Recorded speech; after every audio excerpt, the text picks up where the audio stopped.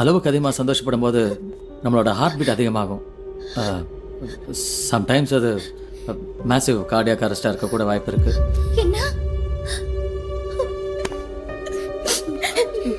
Doctor என்ன சொல்றாரு? கேளுங்க டாக்டர் என்ன சொல்றாரு. I am very sorry. Arjun Arjun Arjun